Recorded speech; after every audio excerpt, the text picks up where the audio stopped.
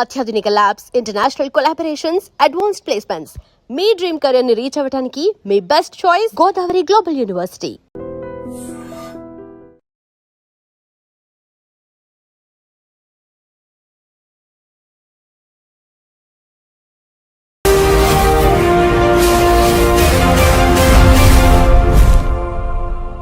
నమస్తే, welcome to I dream social spotlight with కవిత.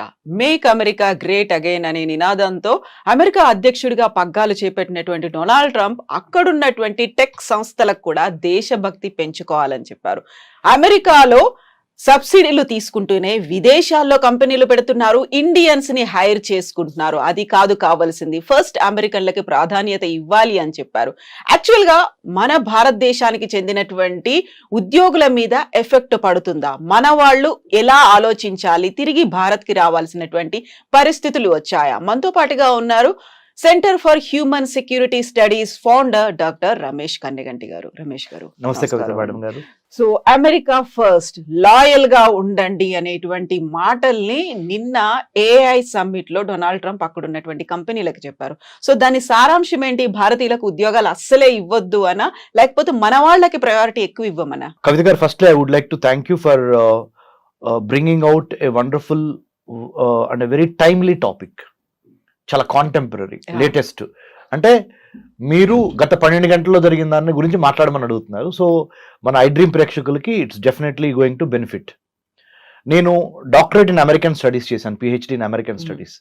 ఆ మాట ఎందుకు చెబుతున్నానంటే, American government politics, foreign affairs నిశితంగా పరిశీలిస్తా అక్కడ డొనాల్డ్ ట్రంప్ తీసుకున్న నిర్ణయాలు భారతదేశం మీద కానీ, ప్రపంచ రాజకీయాలు, ప్రపంచ వర్తక వాణిజ్య వ్యాపారాల మీద ఏ విధంగా ప్రభావితం చూపిస్తవి అనే దాని మీద మాట్లాడేందుకు నాకు ఒక డాక్టరేట్ ఇన్ అమెరికన్ స్టడీస్ ఉంది. కాబట్టి మా అబ్జర్వేషన్స్ చాలా వరకు సైంటిఫిక్ గాను టు ద రియాలిటీ ఉంటాయి. మీరు అడిగిన ప్రశ్నకి నా సమాధానం నెంబర్ 1 ఏంటంటే, డొనాల్డ్ ట్రంప్ నిన్న ఏ యాక్షన్ ప్లాన్ ని విడుదల చేస్తా కృత్రిమ మేధస్సుతో ఏ విధంగా సంపద సృష్టి చేయాలి అనేది నెంబర్ 1 లక్ష్యం. దాంట్లో భాగంగా let's make America great again, MAGA MAGA, make America great again అని డొనాల్డ్ ట్రంప్ ఎలక్షన్ నినాదంతో ఎలక్షన్ గెలిచారు. 100% డొనాల్డ్ ట్రంప్ ఒక విధంగా చూస్తే he so right. He has to satisfy the people whom they have invested faith in Donald Trump. ఎవరైతే America యొక్క బాగోగులు కోరుకుంటారో వాళ్ళకే అమెరికా యొక్క అధ్యక్ష భవనంలో కూర్చునే అర్హత ఉంటుంది అనే ఒక ఫార్ములాకి డొనాల్డ్ ట్రంప్ 100% న్యాయం చేస్తున్నాడు. ఆ విధంగా చూస్తే ముఖ్యంగా అమెరికాలో పుట్టి పెరిగిన అమెరికన్స్ కి ఎక్కువ అవకాశాలు ఇవ్వండి. మీరు గూగుల్ కానీ, మైక్రోసాఫ్ట్ కానీ, ఇన్ఫోసిస్ కానీ, లేకపోతే యాపిల్ కానీ, లేకపోతే any name big company you name, or Microsoft కానీ, any big company you name, he's appealing to all the CEOs of those AI companies. NVIDIA is a very big AI company, artificial intelligence company, NVIDIA యొక్క gross domestic అంటే NVIDIA యొక్క ఆదాయము మన దేశానికి సంబంధించిన ఆదాయంతో అంటే GDPలు 2 మ్యాచ్ అవుతాయి. అంటే ఒక మల్టీనేషనల్ కంపెనీ అయిన NVIDIA AI వాటి యొక్క GDP అంటే వాటి యొక్క టోటల్ ఇన్కమ్ ఆర్ రెవెన్యూ అనండి, equivalent to India's $3 trillion. Okay, మన భారతదేశానికి $3 trillion, $3.5-4 trillion మధ్య మనం ఉంటే, NVIDIA అనే ఒక AI కంపెనీ, చిప్ మేకింగ్ అని ఏఐలో ఉన్న కంపెనీకి ఉన్న total assets $3.5 trillion. What I'm talking? A corporate company's money is equivalent to a country's, the most populous countries gross domestic product 2 ఈక్వల్గా ఉన్నాయి. ఇలాంటి తరుణంలో ఆయన ఏమంటున్నారు, అమెరికన్స్ కి మాత్రమే ఫస్ట్ ప్రయారిటీ ఇవ్వండి, అటు చైనాకి ఇవ్వద్దు, ఇటు ఇండియాకి ఇవ్వద్దు.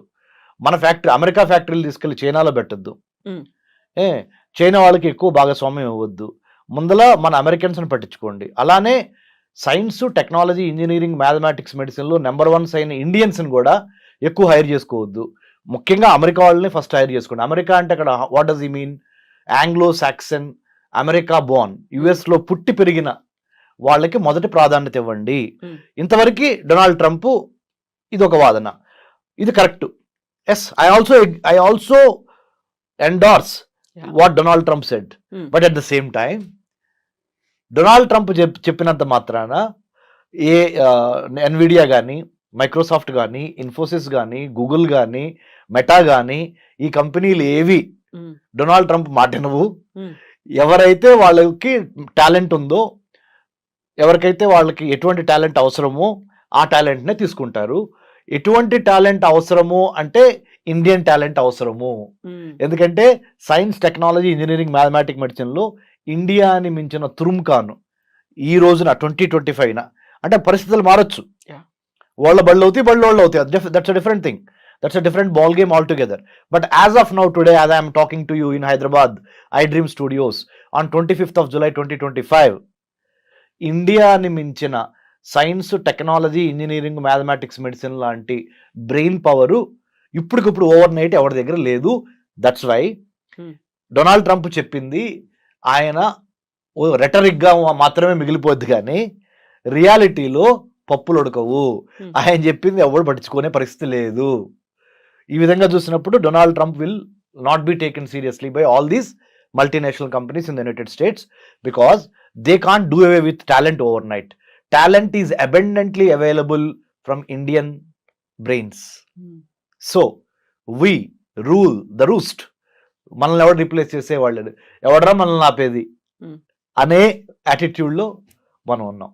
అయితే మన మేధో సంపత్తి అంతా ఇక్కడ నుంచి తరలిపోతోంది. అమెరికాలోనో ఇంకో దేశంలోనో అక్కడ కావాల్సినటువంటి వనరులని డెవలప్ చేయడంలో మనమే ప్రముఖ పాత్ర వహిస్తున్నాము అనేటువంటి భావనతో వాళ్ళని మళ్ళీ మన భారతదేశంలో పెట్టుబడులు పెట్టండి అనేటువంటి ఒక మాటని ప్రధానమంత్రి నరేంద్ర మోదీ కూడా పదే పదే చెప్తూ ఉన్నారు. కరెక్ట్గా అక్కడ ఉన్న వాళ్ళని మన దగ్గర పెట్టుబడులు పెట్టమంటున్నారు. ఇప్పుడు ట్రంప్ కూడా అదే మాట చెప్తున్నాం, మన వాళ్ళు వెళ్ళి విదేశాల్లో పెట్టుబడులు పెడుతున్నారు, అలా పెట్టడానికి వీల్లేదు. సో దాని మీద విపరీతమైనటువంటి సుంకాలు నేను విధిస్తాను అంటే ఇండైరెక్ట్ గా మనం ఏదైతే కోరుకుంటున్నామో అదే మాట కాదు అనే చెప్తున్నారు ఆయన. మనం సంస్కృతి సంప్రదాయాల గురించి మాట్లాడుతూ ఉంటాం కదా, యద్భావం తద్భవతి, okay, as you so so you reap. Donald Trump ఏమి సో చేశాడు అంటే, ఏమి నాటాడు? Make America great again. అంటే అమెరికా యొక్క లాస్ట్ గ్లోరీని మళ్ళీ రీక్లెయిమ్ చేద్దాము. ప్రధానమంత్రి మోడీ గారు ఏం కోరుతున్నారు? అఖండ భారత్. అంటే భారతదేశం కోల్పోయిన ఆ గ్లోరీ ఉందే, ఒకప్పుడు మణులు, మాణిక్యాలు, రత్నాలు రోడ్డు మీద పోసి వీధుల్లో పోసి అమ్మేవాళ్ళు.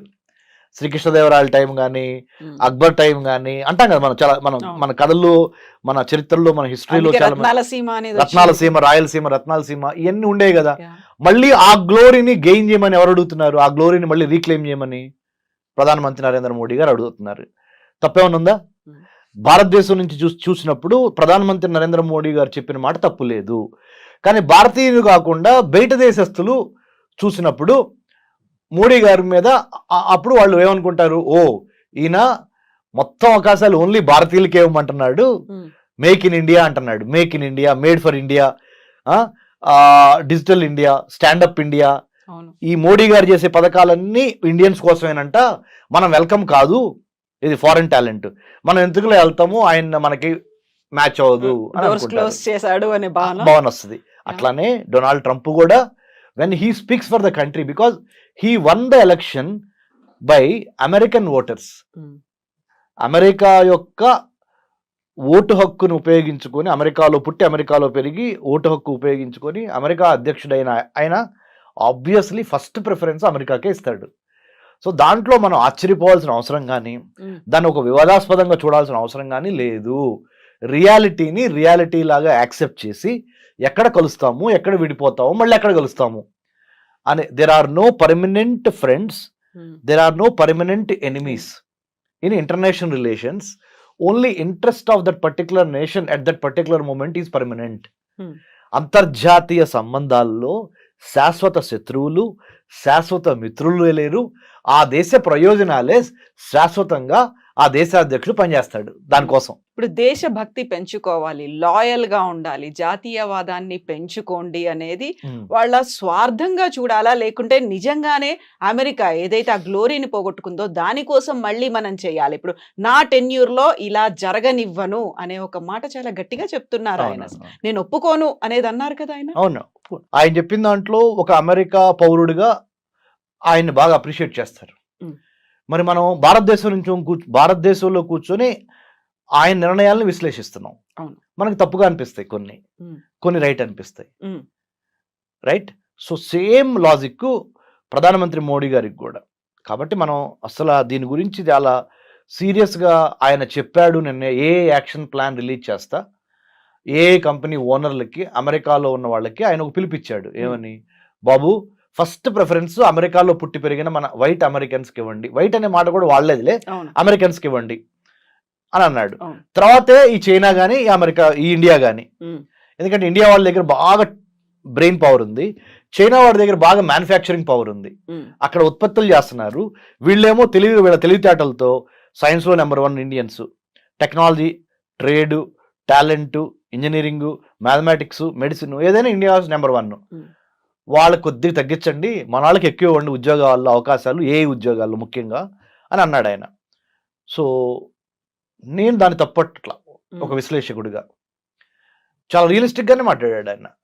ఆయన దేశ యొక్క పౌరులకి మొదటి స్థానం ఇవ్వమన్నాడు. ఉమ్, సో బట్ మనం ఏం చేయాలంటే, ఉమ్, మనకి శ్రీరామ రక్ష ఏంటంటే మేడం, మన టాలెంటే, మన నాలెడ్జ్, మన స్కిల్, మన యాటిట్యూడ్. ఈ 3 గుర్తుపెట్టుకోండి.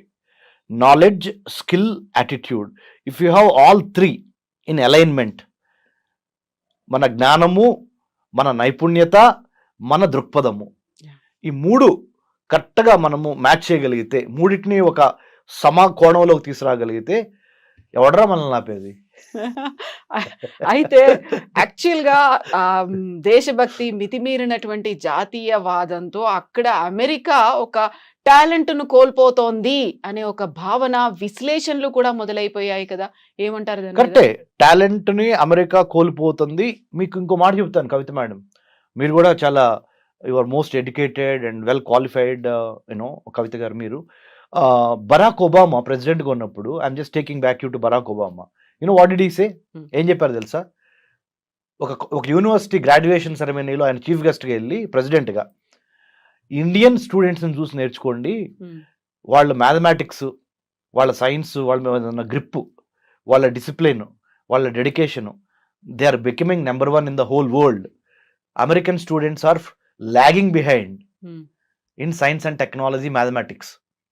You got to step up your performance అని అమెరికన్ కిడ్స్కి Barack Obama had given a caveat అంటే ఒక రకమైన warning. Otherwise Indian kids will take over, Indian kids will lead the way, they will become the leaders, you have to follow them.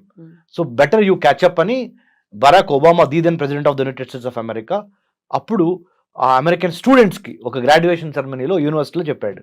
So what I'm trying to tell is, మన intent అంటే మన ఉద్దేశం, మన content అంటే మన దగ్గర ఉన్న subject, మన క్యారెక్టరు, మన వ్యక్తిత్వం, మన ఇంటెంట్, కంటెంట్ అండ్ క్యారెక్టర్, ఈ 3 మన నాలెడ్జ్, మన స్కిల్, మన యాటిట్యూడ్, ఈ 6 పాయింట్స్ నెంబర్ 1గా భారతదేశాన్ని రానున్న రోజుల్లో కూడా దిగ్విజయంగా నిలబెట్టగలిగిన సత్తా ఈ 6 పాయింట్స్కి మాత్రమే ఉంది. Better we follow these 6 points or 6 themes. We should have the knowledge, skill and good attitude. We should have the right kind of intent అంటే ఉద్దేశం, రైట్ కైండ్ ఆఫ్ కంటెంట్ అంటే subject, right kind of character అంటే వ్యక్తిత్వం. ఈ alignment జరిగినప్పుడు ప్రపంచంలో, విశ్వంలో ఉన్న పంచభూతాలు మొత్తం మనకు సహకరించి భారత్ని నెంబర్ 1గా తీసుకెళ్తవి. భారత్ అంటే ఒక చిన్న అబ్రివేషన్ చెప్తాను మేడం, ఎందుకంటే మన ఐ డ్రీమ్ ప్రేక్షకులు చాలా స్మార్ట్గా మన ఇంటర్వ్యూని అప్రిషియేట్ చేయాలంటే చెప్పనా మేడం? భారత్, BHARAT. భారత్ అంటే building a harmonious and audacious Raj to advance technology, to advance trade, to advance tourism, to advance talent, and to decimate, destroy terrorism. Zero tolerance towards terrorism. అంటే building a harmonious and audacious, అంటే harmonious అంటే అందరితో కలిసి పనిచేయాలి, audacious అంటే ధైర్యంగా ఉండాలి. Building a harmonious and audacious Raj అంటే తెలుసు కదా, రాజ్యము. రాజ్య నిర్మాణం ఎలా జరగాలంటే అందరిని కలుపుకొని పోవాలి, బట్ ధైర్యంగా ఉండాలి. ఆ రాజ్య నిర్మాణం దేనికోసం జరుగుతుంది? టు అడ్వాన్స్ వర్తకం, ట్రేడ్, ప్రతిభ, పాండిత్యం, పర్యావరణం అండ్ పర్యాటకం, Yeah. అండ్ టు స్టాప్ ఉగ్రవాదం. అది భారత్ అంటే నా అబ్రివేషన్. బాగుంది, చాలా బాగుంది. ఇప్పుడు మనం భారత్ గురించి మాట్లాడుకున్నప్పుడు నిన్న ట్రంప్ ఇంకొక మాట అన్నాడు, గ్లోబలైజేషన్ ని చాలా ఎక్కువగా మిస్యూజ్ చేస్తున్నట్టున్నారు, అది రాడికల్ గ్లోబలైజేషన్ లాగా మారిపోయింది, కొంచెం అలా ఆలోచించడం మానేయండి, మన కోసం, మన అమెరికన్స్ కోసం ఆలోచించండి. I want to thank you. You know what? Again, you pulled me back to the second core principle of what Trump spoke. మీ యొక్క టాలెంట్ బయటపడుతుంది మేడం, యాజ్ ఎ యాంకర్ గా, యాజ్ ఎ హోస్ట్ గా. Seriously, first point ఏమో ఆయన మాట్లాడింది చెప్పారు. Second point మీరు ఏం చెప్పారు? ఆయన స్పీచ్ లో రెండో అంశం. మొదటి పాయింట్ ఏంటి? ఏఐ యాక్షన్ ప్లాన్ లో ఆయన రిలీజ్ చేస్తా ఏఐ కంపెనీలకి ఆయన ఒక మెసేజ్ చెప్పాడు, give more opportunities to local Americans rather than the Chinese or Indians. Second point ఏం చెప్పారు? రాడికల్ గ్లోబలైజేషన్ లో భాగంగా మనం ఎక్కువగా బయటికి చూస్తున్నాము, ఉన్న వాళ్ళని అయిన వాళ్ళకేమో ఆకుల్లో పెడుతున్నాము, కాని వాళ్ళకేమో కంచాల్లో పెడుతున్నాం. ఎలా ఉంది నా తెలుగు? బాగుంది, బాగుందా? చాలా బాగుంది. అయిన వాళ్ళకేమో ఆకుల్లో పెడుతున్నాం, కాని వాళ్ళకేమో కంచాల్లో పెడుతున్నాం. అంటే ఆయన ఉద్దేశం ఏంటంటే, అయిన వాళ్ళు ఎవరు ఇక్కడ? ఆయన ఉద్దేశం ప్రకారం అమెరికాలో పుట్టి పెరిగిన లోకల్ అమెరికన్స్, వాళ్ళకేమో ఆకులేసి పెడుతున్నాం, ఇస్త్రాకులు, అవి కూడా చిరిగిన ఇస్త్రాకులు. కాని వాళ్ళు ఎవరు అంటే ఇటు అమెరికా, ఇటు చైనా వాళ్ళు, ఇటు ఇండియా వాళ్ళు, మన వాళ్ళు కాదు. అంటే ఆయన ఉద్దేశం అమెరికా పర్స్పెక్టివ్ ప్రకారం. వాళ్ళకేమో కంచాల్లో పెడుతున్నాం, అంటే మంచి మంచి వెండి పళ్ళలో వాళ్ళకి భోజనం పెడుతున్నాం. In other words, you are doling out millions of dollars worth of projects on artificial intelligence, blockchain, IoT, big data, 5G, 6G or metaverse in the form of big projects. You are doling out to either Chinese or Indians. Don't do that. That's a strategic mistake. వ్యూహాత్మకంగా long term లో అమెరికాలో చాలా నిరుద్యోగం పెరుగుద్ది, అశాంతి వచ్చింది. కాబట్టి దయచేసి అమెరికాలో ఉన్న అమెరికన్స్ కి ఫస్ట్ అవకాశాలు ఇవ్వండి అని ట్రంప్ ఈ రాడికల్ గ్లోబలైజేషన్ కి అగేన్స్ట్ గా అన్నాడు. అంటే ఏంటి రాడికల్ గ్లోబలైజేషన్ అంటే? గ్లోబలైజేషన్ అంటే అర్థం ఏంటి? ప్రపంచీకరణ. ప్రపంచీకరణ అర్థం అంటే ఏంటి? ఎక్కువ టాలెంట్ ఎక్కడ ఉంటే వాళ్ళని పిలిచి వాడుకోవటం, వాళ్ళతో వ్యాపారం చేయటం, గేట్లు ఏమి ఉండవు. రాడికల్ గ్లోబలైజేషన్ అనే మాట ఎందుకు వాడాడంటే, శృతి మించి మరీ ఎక్కువగా మీరు ప్రపంచానికి సంబంధించిన వాళ్ళందరినీ పిలుస్తున్నారు, మన వాళ్ళని తప్పితే, అంటే అమెరికన్స్ తప్పితే. సో ఆ రాడికల్ గ్లోబలైజేషన్ అంతొద్దు, లోకల్స్ ని బాగా ఎక్కువ అవకాశాలు ఇవ్వండి, లేకపోతే మళ్ళీ నేను ఎలక్షన్ రిపబ్లికన్ పార్టీ ఎలక్షన్ గెలవదని ఇండైరెక్ట్ గా చెబుతున్నాను. ఎందుకంటే ఈయన ఎదురు గెలవలేడు, ఓన్లీ టూ టర్మ్స్ అయిపోయింది కదా. మళ్ళీ ఇంకోటి ఏంటి, ఈయనకు ఒక మొగుడు తయారయ్యాడు. ఆ మొగుడు ఎవరు? Elon Musk. అమెరికా అనే ఒక పార్టీ పెట్టి ఛాలెంజ్ చేస్తున్నాడు. సో ఇలాంటి పరిణామంలో పరిస్థితుల్లో ట్రంప్ అంటే మనం దేన్నైనా మేడం టెక్స్ట్ ఏం మాట్లాడాడు, కాంటెక్స్ట్ ఏ కాంటెక్స్ట్ లో ఆ టెక్స్ట్ మాట్లాడాడు అనేది చాలా ఇంపార్టెంట్. ఆ కాంటెక్స్ట్ ఏంటి?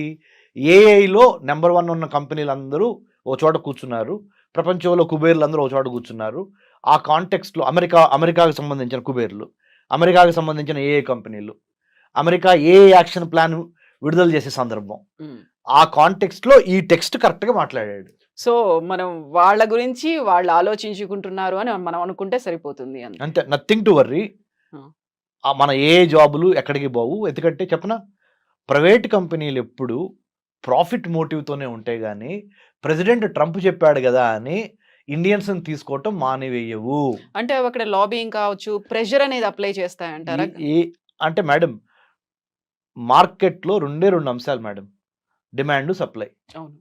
ఎంత డిమాండ్ ఉంది, సప్లై ఎక్కడి నుంచి ఉంది? ఏఐకి బాగా డిమాండ్ ఉంది, దానికి సంబంధించిన సప్లై ఎక్కడి నుంచి ఉంది? ఇండియా నుంచి మాత్రమే ఉంది. ఎందుకు ఉంది అంటే, ఇండియన్ స్టూడెంట్స్లో ఉన్న డిసిప్లిన్ కానీ, డిటర్మినేషన్ కానీ, talent in science, technology, engineering కానీ, ఇవన్నిటిని ఓవర్ నైట్ ఏ దేశము క్రియేట్ చేయలేదు. Rome cannot be built overnight. Same way Indian talent cannot be emulated or copied or built overnight by any other country in the world as of now.